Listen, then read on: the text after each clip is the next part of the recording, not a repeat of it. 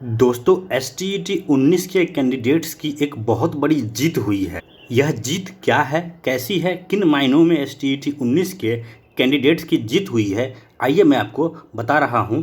जैसा कि पता है आप लोगों को, बिहार में विगत कई वर्षों से जो बहाली की प्रक्रिया है वो या तो अटकी हुई है और आगे बढ़ भी रही थी तो अटक अटक के आगे बढ़ रही थी। कभी 6 फेज का बहाना, कभी चुनाव का बहाना, कभी पंचायत चुनाव का बहाना, कभी कोरोना का बहाना, कभी कोर्ट केस का बहाना। मतलब कि येन केन प्रकारेण जो हमारे माननीय शिक्षा मंत्री थे, बहाली को फंसाए जा रहे थे, फंसाए जा रहे थे, फंसाए जा रहे थे।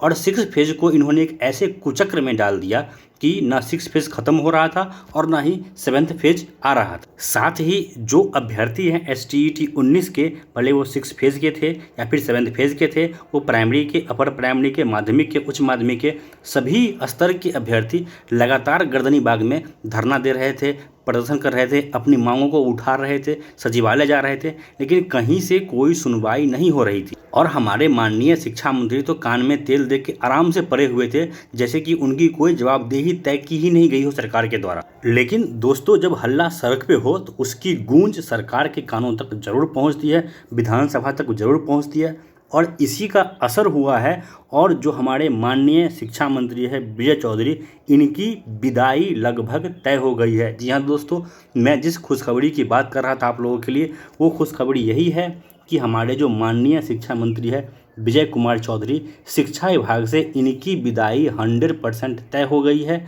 मतलब कि आने वाले कुछ दिनों में, हफ्तों में भी नहीं, कुछ दिनों में ये जा रहे हैं और नए शिक्षा मंत्री आएंगे बिहार सरकार में।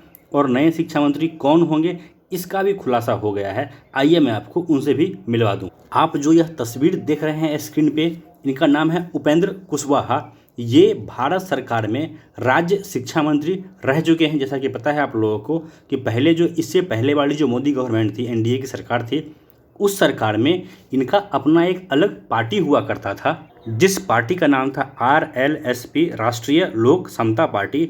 और उस पार्टी के ये अध्यक्ष हुआ करते थे और MP बन के ये गए थे केंद्र में, और केंद्र सरकार ने इन्हें शिक्षा राज्य मंत्री बनाया था। और जिस समय ये केंद्र में शिक्षा मंत्री थे, यानी शिक्षा राज्य मंत्री थे, उस समय इन्होंने बहुत ही मुखर होकर, बहुत ही खुले तौर पे बिहार का जो शिक्षा व्यवस्था है इसका पोल खोला था और इसमें बहुत सारी जो खामियां हैं इसको उजागर भी किया था और नीतीश कुमार को आड़े हाथों लिया था इस चीज़ के लिए। लेकिन अब खुशी की बात यह है कि यही उपेंद्र कुशवाहा, माननीय उपेंद्र कुशवाहा जी, जो अभी MLC है जदयू की तरफ से, और नीतीश कुमार का जो नया मंत्रिमंडल विस्तार होने जा रहा है या परिवर्तन होने जा रहा है, उसमें यही उपेंद्र कुशवाहा जी आपके नए शिक्षा मंत्री होने जा रहे हैं। यानी कि 7th फेज आने से पहले आपको नए शिक्षा मंत्री मिलने जा रहे हैं। अब आशा और उम्मीद यही कि इनका रवैया बिहार के शिक्षा व्यवस्था को लेके सही हो, ये शिक्षा व्यवस्था को सही करने के लिए कुछ कड़े कदम उठाएं, योग्य और कर्मठ शिक्षकों की बहाली करें, ताकि बिहार का जो शिक्षा व्यवस्था है वो रास्ते पे आ सके। और देखिए, मैंने इसीलिए स्टार्टिंग में कहा कि सड़क पे जो हल्ला होता है उसका गूंज विधानसभा में सुनाई देता है। जो हमारे माननीय शिक्षा मंत्री अभी वर्तमान में हैं, माननीय विजय कुमार चौधरी, उनके विदाई का जो मेन कारण है वो कारण है STET में कितने बड़े स्तर पे इन्होंने घोल मेल किया। इन्होंने जो गड़बड़ियाँ की, merit equal to not in merit कर दिया, फिर 26 जून का इन्होंने लेटर निकाल दिया, पहले 12 मार्च का रिजल्ट आया, 12 मार्च के रिजल्ट में इन्होंने कह दिया कि ऑल क्वालिफाइड हैं, ऑल क्वालिफाइड की जॉब पक्की है। फिर इन्होंने ही अपने रिजल्ट को चेंज कर दिया, बोला कि नहीं अब इसमें मेरिट नॉट मेरिट होगा। पहले कहा कि नहीं सिर्फ मेरिट वाले जाएंगे, फिर इन्होंने कह दिया कि नहीं merit equal to not in merit होता है। फिर इन्होंने कह दिया कि नहीं हम सबको मौका देंगे। फिर इन्होंने कहा सबकी बहाली पक्की। फिर इन्होंने खुद कह दिया विधानसभा में कि हमने ऐसा कभी कहा ही नहीं था कि सबकी बहाली पक्की। कहीं ना कहीं इनमें उतनी बड़ी योग्यता नहीं दिखी जितना बड़ा विभाग इन्हें सरकार ने सौंप दिया, और इनकी अयोग्यता का प्रमाण यहीं से मिल गया कि एक शिक्षा मंत्री इतनी बड़ी बात कैसे कह सकता है कि योग्य इक्वल टू अयोग्य होते हैं, merit equal to not in merit होते हैं।